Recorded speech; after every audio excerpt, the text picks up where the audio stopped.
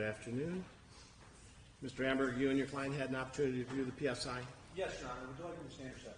Whatever you're comfortable with. Yes, Any Your Honor. additions, deletions, or subtractions? None, Your Honor. I had a chance to speak with probation. In my sentencing memorandum, you saw I had an objection to 4013, but my understanding was the final version that should have been in there in the first place, and so there were some other changes to the final calculation on count 1 and 2. There are no objections, Mara, and I understand why they were put in there. Besides that, I did go over this with my client front to back, read every word to her, and there's no additions or corrections. All right. Anything further from the people? No, people just let the victim statements speak for themselves. People don't have anything further. All right. Anything further from probation? All right. We do have some victims who wish to speak. I'm just going to have to just sit back. Just was that my chance for allocution? No. Okay. No. People do have two. Okay.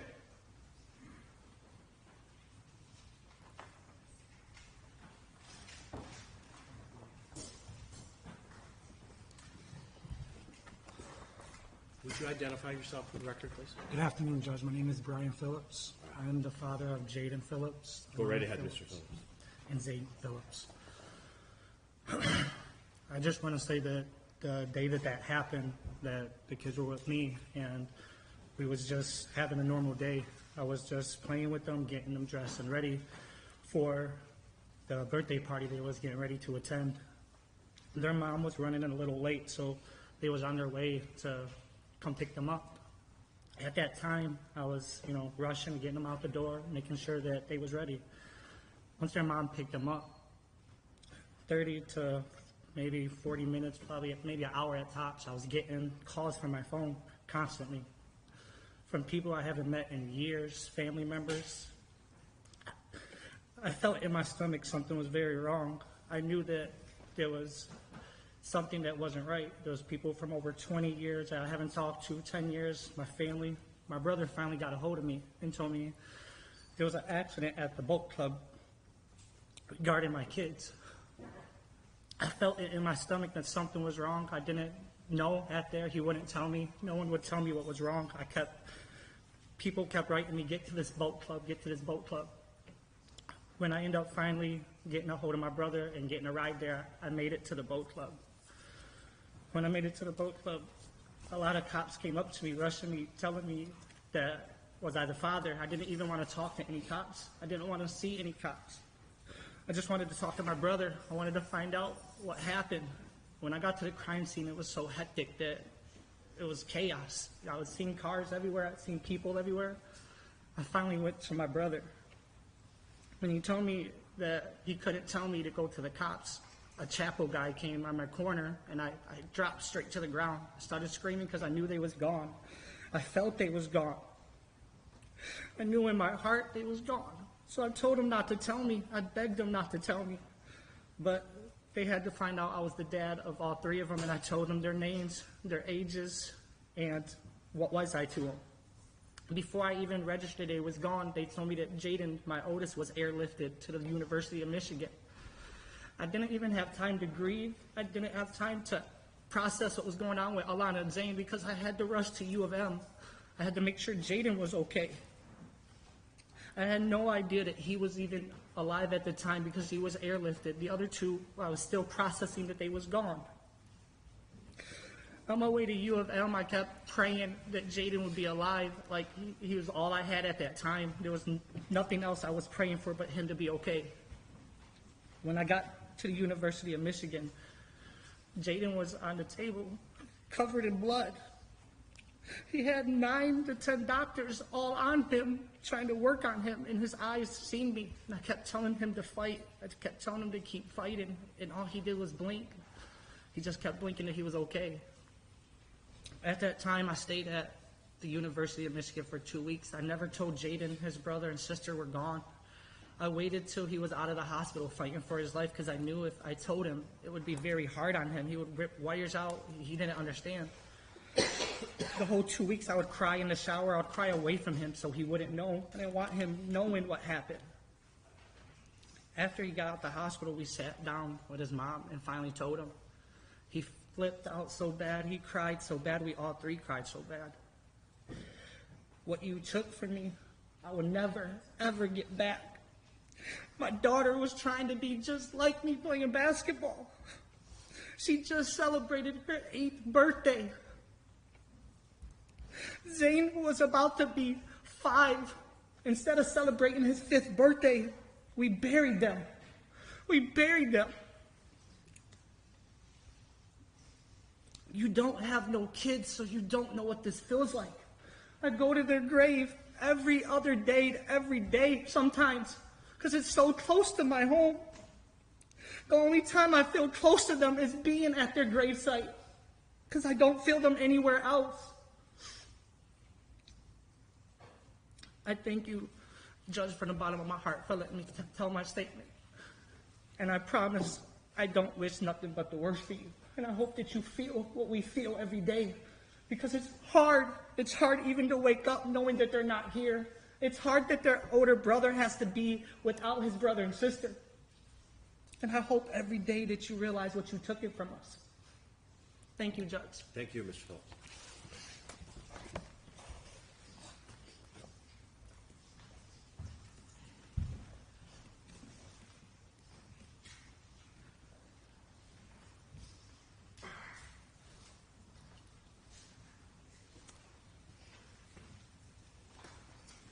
I'm going to have you identify yourself, please.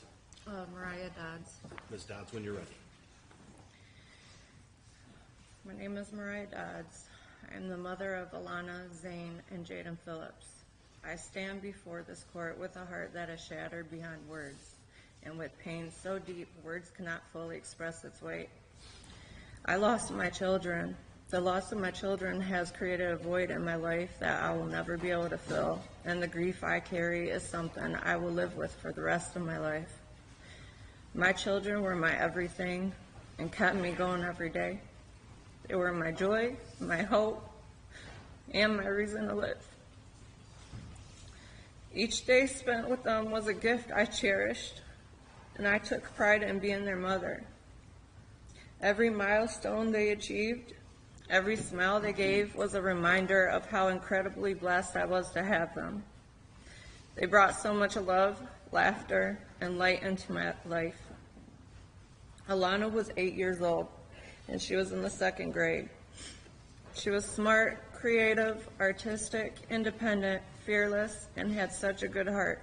She loved to dance and read books. She loved singing, playing with dolls, playing restaurant, drawing, collecting rocks, and being a leader.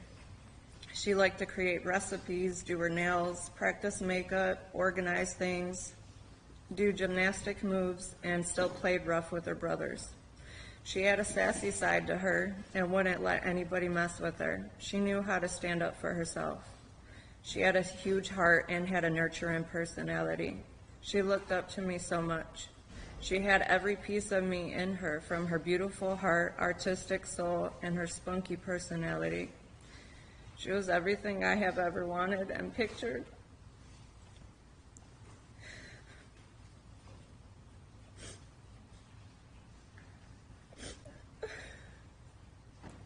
With having a little girl,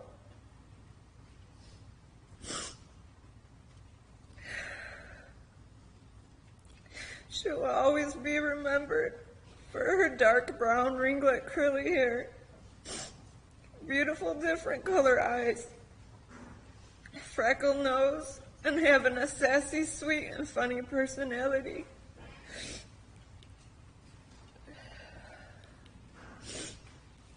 Zayn was 4 years old and attended preschool. He was full of energy and loved to make everyone laugh. He loved to bounce around and dance. He enjoyed being funny and loved getting reactions from people. He could make a room full of people laugh. He liked superheroes and collected squishy-like sensory figurines called gujitsus. He loved going to the parks and being outside like any other kid. He was super close to both of his siblings and looked up to his older brother Jaden more than anything. He loved playing games and was just starting to learn to read books. He was a tough little boy with the most sensitive, loving heart.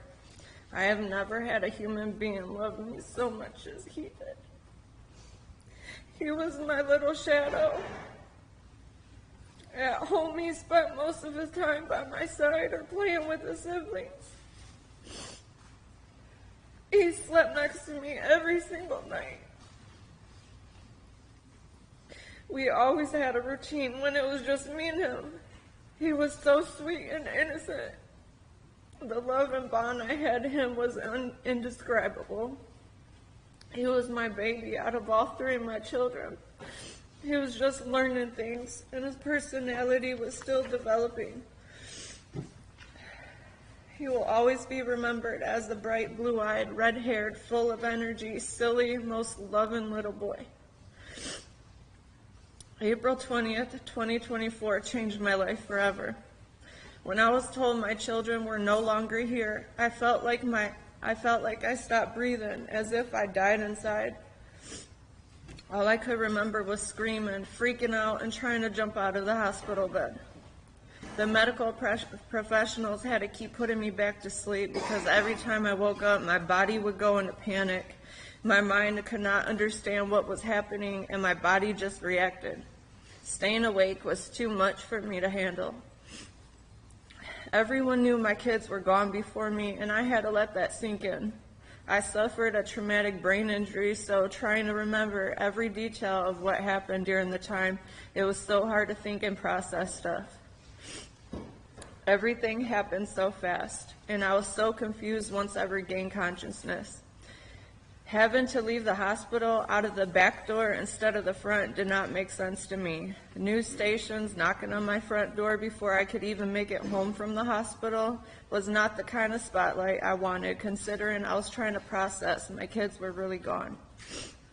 The first time I stepped into my home when I got out of the hospital was just as traumatic for me. Going home without my kids was not normal for me. I had to see everything that was left inside my home when we last left it all together. Having to see their little shoes and coats at the front door with toys laying around my living room made everything feel more realistic. I could not look at anything.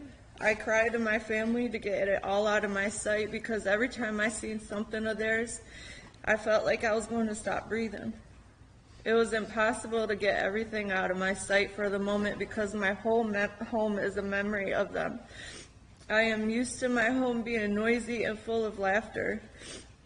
Now it's quiet. It's extremely hard to be in my home now. There are many good memories, but it hurts more than anything living in something that once was full and perfect to nothing but emptiness and false hope to still wait to see them running around.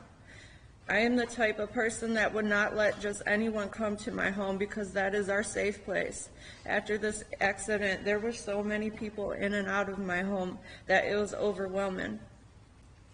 I encountered so many phone calls, so much paperwork, and consistent appointments when all I wanted to do was just close my eyes and pray every time I opened them that it was just a nightmare. I was overwhelmed, overstimulated, in a bad state of mind while trying to process the death of my kids and physically heal with the injuries I had. The panic attacks I had to face felt like my heart was going to stop. Even one point EMS had to come because I thought I was going to die. I felt helpless. I could not move around without support. I could not get out of bed and go to the bathroom without help. I could not bathe myself. With most of my ribs broken on one side, my shoulder blade broken on the other, a golf ball-sized hematoma right on my pubic region, and the back of my neck and skull bruised, I couldn't sit comfortably in a car or sit straight up in a chair without it hurting to breathe. No matter if I laid down, sat up, or tried to walk, everything just hurt so badly. I am so used to taking care of little ones, not having anyone take care of me ever. I felt vulnerable and like a burden on the ones that had to step away from their own life to take care of me and Jaden. I had to break the unwelcome news to Jaden, bury my children, figure out how to even celebrate Jaden's birthday to make it positive for him, mourn Zayn's birthday the day after, and face Mother's Day all in the same week.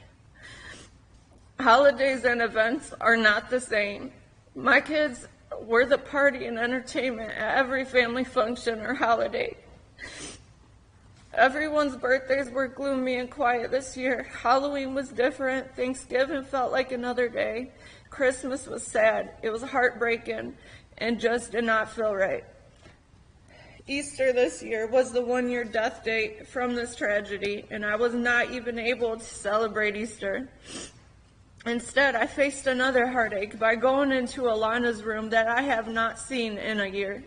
Her room still smells like her. Her little dollhouse was still set up the same way when she was playing with it last. We were working on her room together, organizing all her toys, redoing the floors, and so on. She was so excited, and I never got to finish it with her. Going out in public is something I must force myself to do to face my fear. The thought of something happening is always on my mind. The fear of getting into an accident panics me every time I'm on the road. Even though I do not remember hearing the big crash noise, I tend to jump and my heart races when I hear loud noises unexpectedly. The injuries I got from this accident took away my self-esteem. My body gets aches and pains from the physical trauma I have suffered. I get in high protective mode when there is something being said about my children or about this tragedy. Seeing the things my kids will love in places aches my heart. I cannot look at parks the same. Driving past their schools hurt. Being around and seeing other children their ages makes me smile, but also at the same time it hurts my heart. The guilt of not wanting to do anything fun in public because my kids are no longer here dwells on me. Doing a simple grocery order bums me out because I'm not buying the snacks they love. Certain songs or movies make me sad because we are not singing or watching them together. I feel guilty about whatever I do because my children are not here with me. There is meaning with everything every day that reminds me of them. Jaden, Alanah, and Zayn had a special bond like no other. The age gap between them did not reflect anything they did together. Jaden did such an amazing job of protecting his siblings. They looked up to him so much.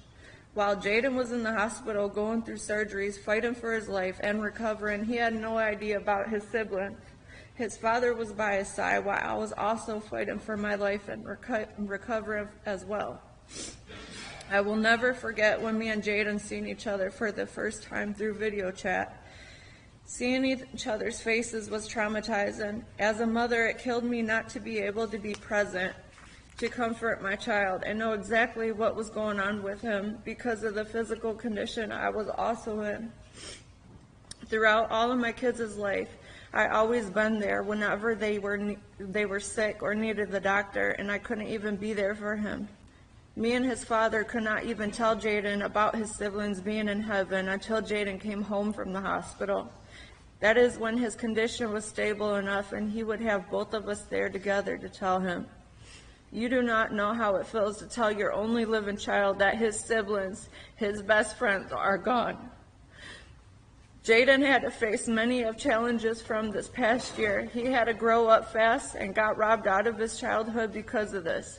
Jaden took on the pain a grown man would not be able to tolerate. He laid in a hospital bed in the living room for several months. He could not walk, use the bathroom on his own, or get into a shower. To get him out of the bed, he had to be power lifted to a wheelchair. He was in constant pain and uncomfortable. Finding rides that were wheelchair accessible just to get to an appointment were stressful. It killed me to watch my son in that bed every day, to see him in that condition and not be able to do anything for him due to my own broken bones. Family had to walk away from their own lives and jobs just to take care of the both of us. It took Jaden 10.5 months to regain the strength fully of walking without a wheelchair and walker. To this day, Jaden is trying to find ways of doing the things he used to be able to. His self-esteem and confidence has been damaged because of this tragedy. He cannot attend school in person because he is still not fully capable of sitting in a chair all day like other kids. He has a big fear of falling because he does not want another surgery or to get hurt again. Jaden is autistic. He has sensory issues, so you can't imagine what this journey of healing like was for him. Anytime he felt pain was triggered or how he was doing therapy. Jaden is the strongest kid ever. No child should ever have to go through what he has. Leading up to this day, he has made a huge amount of progress, but he also still has ways to go do the things he once could do without hurting or getting tired very easily. Jaden has survivor's guilt. Getting him out of the house to do something fun is a mental process for him. Throughout this, he has shown how brave he is and how high he keeps his spirits of losing his siblings, but also he hurts for them. As I am speaking for him, this is the statement he had to say in the most appropriate way possible. Quotation, "She ruined my life. I want her to pay and spend the rest of her life in prison." End of quotation. Every day since their loss has been a struggle. My heart aches every day, and no matter what I do, the pain is constant. Every day I wake up to a world where they are no longer a part of it. I feel their absence in every corner of my life, in the quiet of the home that once rang with their voices, in the empty spaces where they should be, in every moment when I realize that I am forced to go on without them. No noise in my home freaks me out, and too much noise overstimulates me. I cannot put into words the depth of the emptiness I feel. The loss of my children has affected every aspect of my life. I have lost a part of myself I will never be able to recover. I struggle every day accepting the fact that my kids are forever gone. Simple tasks have been overwhelming. Being social is not desirable to me anymore. I am always jumping around to enjoy hobbies to keep my mind busy, but I lose interest quickly than before. I am forced to confront the reality that my children, the ones I was supposed to care for and nurture, are no longer here with me. That grief has been unbearable, and it has taken away a part of who I am. There are no absolute words of how it feels to lose your children. You just feel it. Your children are a piece of you. When they died, a part of myself died too. If I could describe it the best way possible, I would say time stays still. The days repeat. It's too quiet. It doesn't get any easier. The breakdowns get worse. Missing them gets harder. Moving on makes you feel guilty. You see the world differently. You cherish what you have left in your life a little more, and you fight every day just to stay alive, to keep going. Every day is a thinking process, and nothing will ever be the same again. I must constantly keep my thoughts and actions positive. I have told many people, and I will say it again, I thank God for Jaden. He is the only piece I have left of Alanah and Zayn. If I lost him that day too, I would have been gone as quickly as my kids were gone as well. Because of Jaden and my closest loved ones, they are the reason I continue to live each and every day. Living is not a choice in my life, because I will still have to always fight and protect Jaden. And I will still always have to be Alanah and Zayn's voices while they are not here, until I take my last breath. I wish I was alert that day. I would have been able to kiss my kids one last time and tell them I love them. Zayn would have been able to hold his mommy that he kept asking for minutes before he passed away.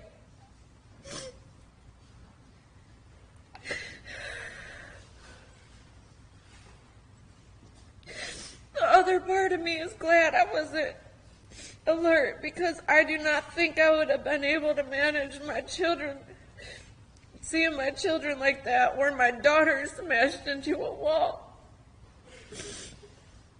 There would have been 3 bodies removed that day instead of 2.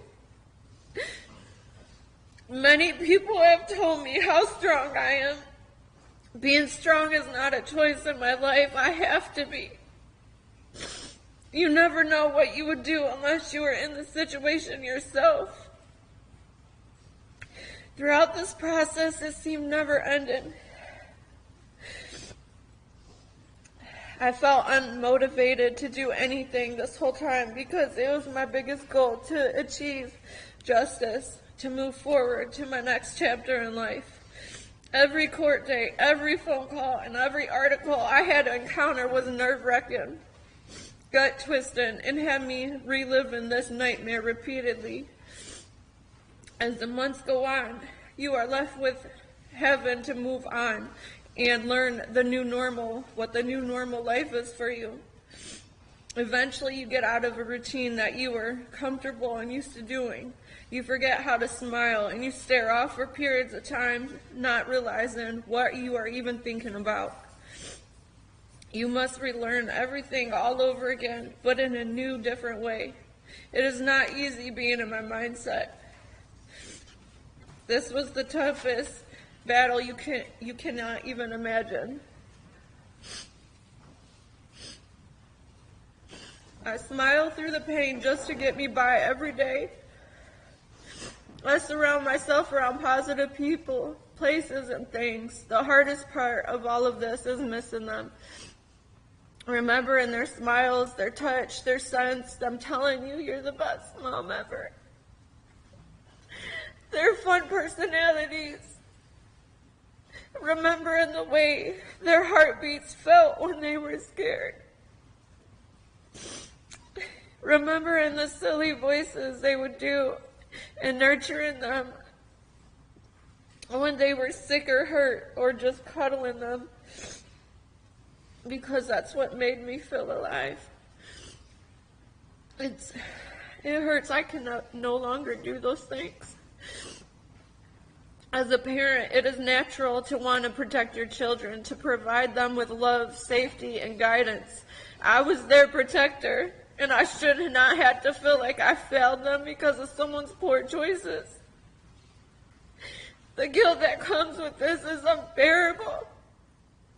And I question myself every single day, wondering if I could have done something more to keep them safe. But there were no windows or doors. Nobody seen her come in or expected a vehicle to fly into a building. There is only one person to blame. I did my best to provide for my kids and to keep a roof over their heads with everything they needed. I always had mom guilt for working, providing, and just feeling drained.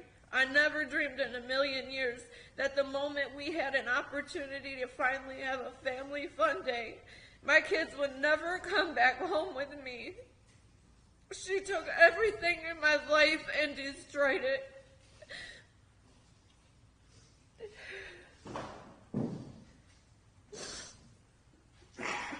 Your Honor, there is no greater loss than the loss of a child, let alone two. I would not wish this pain on anybody. The best thing I was good at in life was being their mom.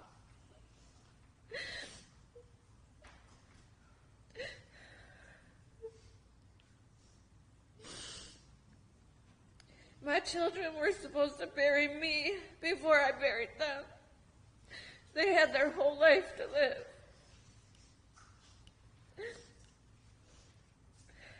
No punishment can undo what has been taken from me. But I ask that you consider the immense pain, grief, lifelong suffering, trauma, and the physical lifelong pains that I will continue to endure because of this.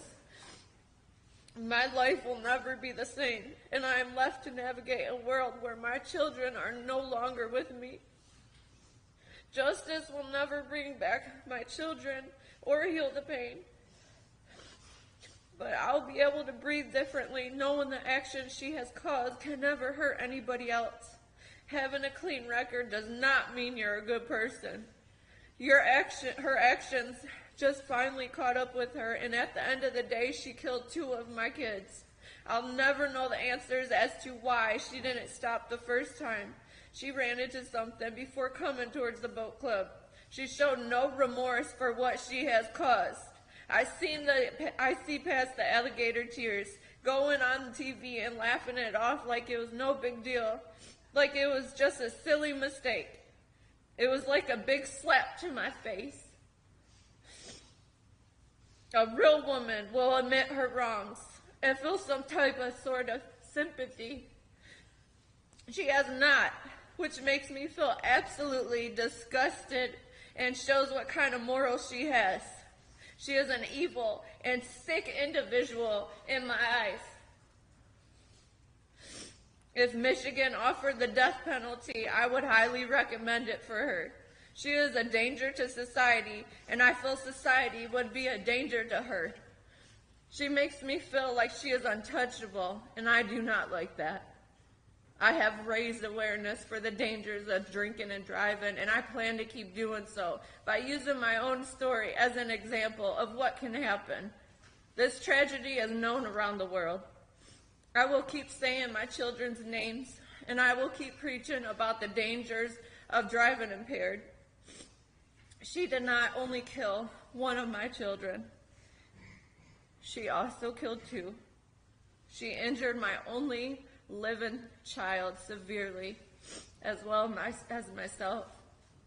She injured some of my family members, as well as other people that were there that day, physically, mentally, and emotionally. My wounds were poked at while I was on stand, and it took everything in me to remain calm and professional, so I wouldn't jeopardize justice through this entire process. I am exhausted, mentally, emotionally, and physically with this. All I want to do is grieve the way I want and need to for my sanity and peace. I beg and I plead for her to be sentenced to life in prison with no parole. Thank you for allowing me to speak. Thank you, Ms. Betts.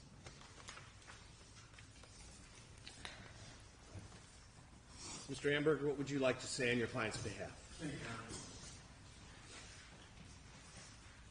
Aaron. Before I get into what I wanted to talk about in my sentencing memorandum, I wish I would have been here. I wish I would have been here a long time ago in this case. I, like many of our community, colleagues of ours, was first found out about this case from the media, from watching the news. And from what I saw, I was disgusted. I can't speak to why former counsel would go on the news and invite this type of scrutiny into this case when clearly people were grieving. But I thought it was disgusting. I truly do. It does not change what happened.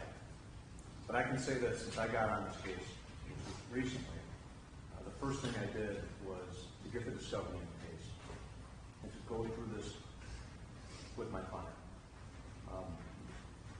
You read the letters from the victims in this case. I mean, it's ripping, it's raw. You look at this discovery, it is horrendous and terrible and tragic. I know we're in a business where we see things like this all the time, and this is one of the worst cases I've seen. This idea that Ms. Chidester is not remorseful is something I respectfully do not agree with, but I understand why anybody who watched the news would think that. Because the way that the lawyer portrayed her, and to have to go through this trial and all of these other things, certainly made it seem like she did not feel any remorse for this, and nothing could be further from the truth. I provided a list of different letters and things like that shows who she was. Because before April 20th of last year, if you were to meet Ms. Chidester, you would think she's a normal, kind person. She grew up in this area. The boat club was a place where it was very dear to her. Her father helped found it. When she was married to her husband, they had the reception in the same pavilion where this took place. She served honorably in the Army. She worked at the power plant and served honorably there for the United States, and did charity work, very active in her church. You know, prior to that day, you never would have thought that she would have been here. You know, in my memo, I talked about deterrence and things like that. I think that this case, if anything, stands for this idea that if you make poor decisions with alcohol, that you can face murder. Now, I know that, you know, Your Honor, you, me, prosecutor, we've done a lot of different types of alcohol-related drunk driving cases in our careers. It happens all the time. And this is the end result sometimes, unfortunately, and it's terrible. It truly is. I have asked the court for mercy. I've also said I don't know what a fair sentence looks like in this case. My client's 67 years old. Obviously she's going to go to prison today, but even if she serves less than the guidelines in this case, it will likely be a life sentence. For those who don't know, when you are in prison, it's a hard life to begin with, and many times people on the inside do not live as long as they do on the outside. It's just a harder life. It truly is. Ms. Chidester has all sorts of health issues and things like that, and everything from cardiovascular, neuropathy, thyroid disease. I would say that I'm pretty positive that will get worse as time goes on.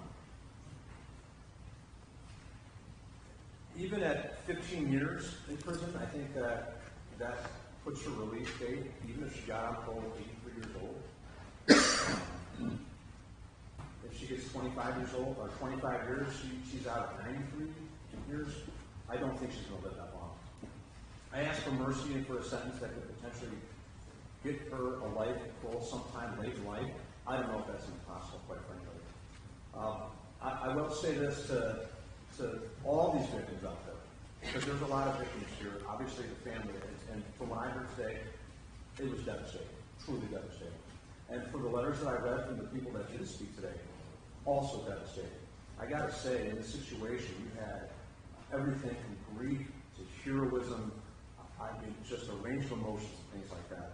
I want to say that I read each one of those letters to my client, each one of them, because I wanted her to hear those. And it was an extremely emotional situation with her. At the end of the day, what does her life look like? I think that what her goal is to try to make things right the best that she can. I don't know what that looks like. You go to prison and try to help others.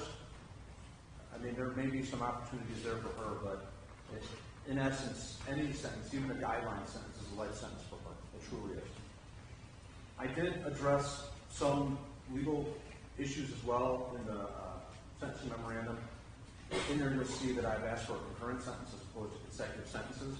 I know that the people's position is that both count 1 and 2 should be consecutive to each other, and then counts 3 and 4 should be consecutive as well. Even if they were to be run concurrent, that sentence would certainly be of such a nature where I think that the principles of sentencing that I discussed in my brief would be met. Rehabilitation of Ms. Chidester, this is her first offense. I do think that there is a very good chance that even if she were to be released at some point, nothing like this would ever happen again. Protection of society. Even when she is released, whatever her sentence may be, she'll be so elderly that my guess is that she'll be released to a hospital to die. I think that's what's going to ultimately happen. Punishment. Obviously, the guidelines have give Your Honor a wide range of options here as far as sentencing goes, and I respect that and understand that. And finally, deterrence. I think that when you have a case where, back when I first started, a lot of these cases would be operating while intoxicated causing death. They really would. And you would go through trials, or you would go through pleas, and the sentencing options were not as large as they are for a murder to conviction. But I'll tell you what, if anybody can get anything from this case for society and for deterrence, it's that if you choose to do this and make these poor decisions, that you could, spend the rest of your life in prison for murdering somebody. Thank you very much, Your Honor, for your time. My client would like to just say a few words. Of course. Right. I've been thinking about what I was going to say to you for over a year. It was a terrible, terrible tragedy. I can't help it. Say I'm so very, very sorry for the loss of your children. I pray for them every day. And I ask that their father would also forgive me, as well as the people that were injured.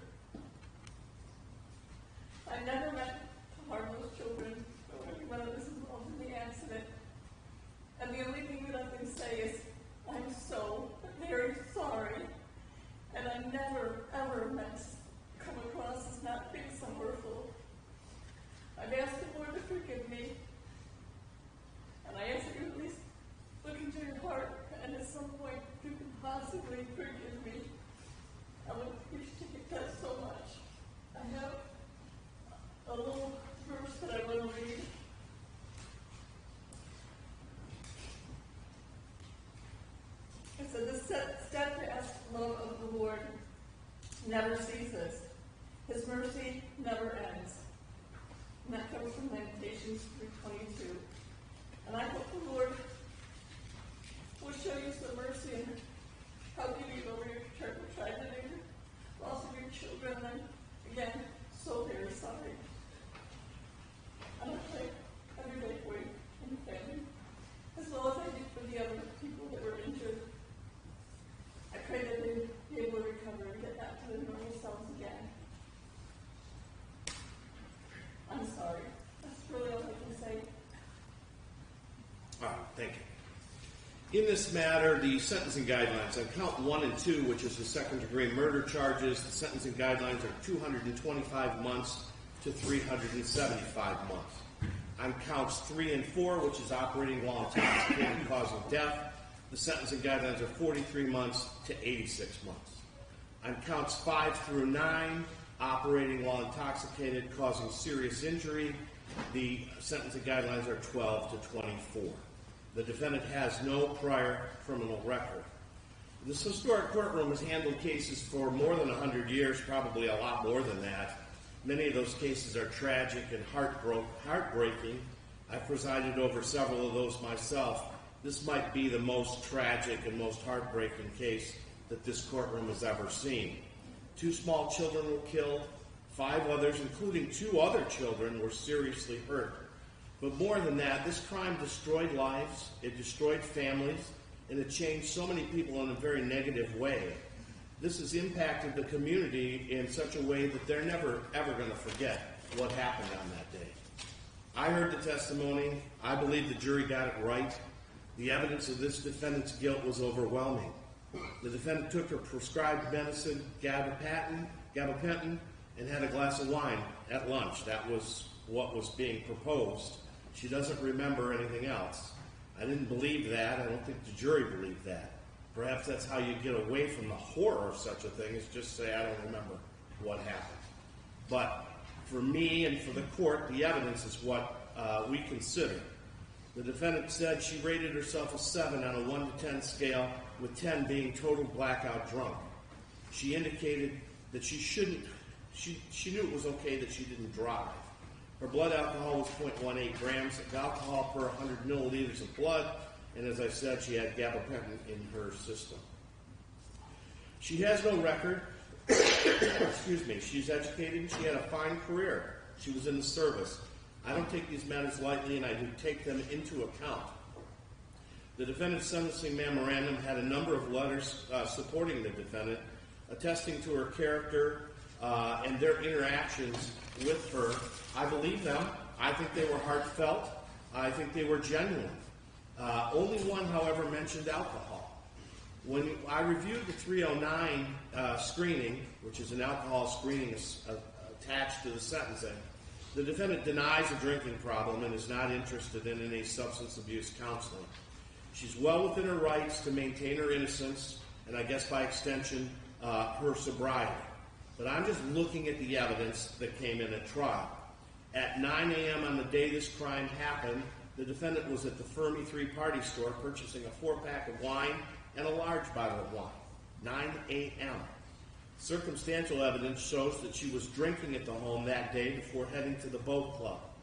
Hours later, she still had a 0.18 blood alcohol. This wasn't just an accident, it was a crime. It could have been avoided. It's not against the law to drink, but it's against the law to drink and drive. The defendant lived so very close to this boat club, she could have simply walked down there. After getting in the vehicle, backing into the neighbor's car, forcing it through a fence, she then placed her vehicle in drive, speeding off towards the boat club, reaching 44 miles an hour. This is where a person would stop and say, hey, wait a second, I shouldn't be driving. I'm in no shape to drive. But she didn't do that. She made a conscious decision to shift the vehicle from reverse to drive and race to the boat club. This was a wanton and willful disregard of the likelihood that the natural tendency of this would be death or great bodily harm. For all those reasons, I find the following to be a reasonable and proportionate sentence. On counts 5 through 9, which were the operating under the influence causing serious injury, you're to serve 24 months to 60 months. Michigan Department of Corrections, credit 76 days. 340 state costs, $1,595 in restitution to Diane Medina as a condition of parole. On counts 3 and 4, which are the operating under the influence and causing death, you're to serve 84 months to 180 months. Michigan Department of Corrections, credit 76 days, 136 state costs. On counts 1 and 2, which are the second-degree murder charges, you're to serve 25 years to 50 years. Michigan Department of Corrections, credit 76 days. 130 crime victims' rights, 136 state costs. All these counts will be concurrent with each other. You have the constitutional right to appeal, Ms. Chester. You also have the right to an attorney. If you can't afford an attorney, one will be appointed for you at public expense. You have 42 days from today to request an appellate attorney on the form you're going to be given and ask to initial. Thank you, counsel. Yes. We have discussion comments here.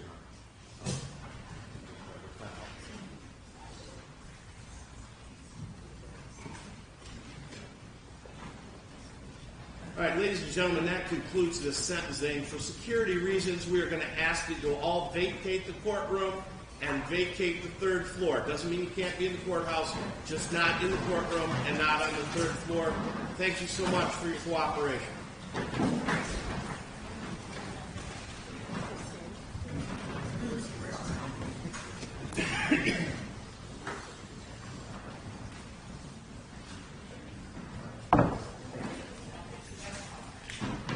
We're adjourned.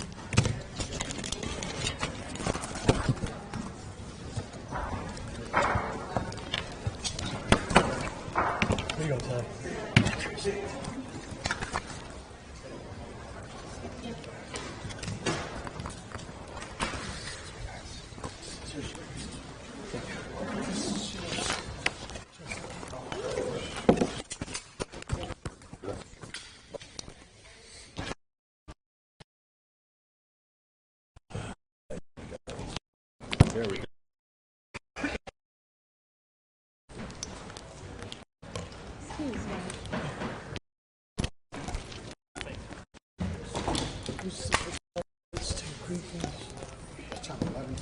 I get some. Yeah, thanks. No problem.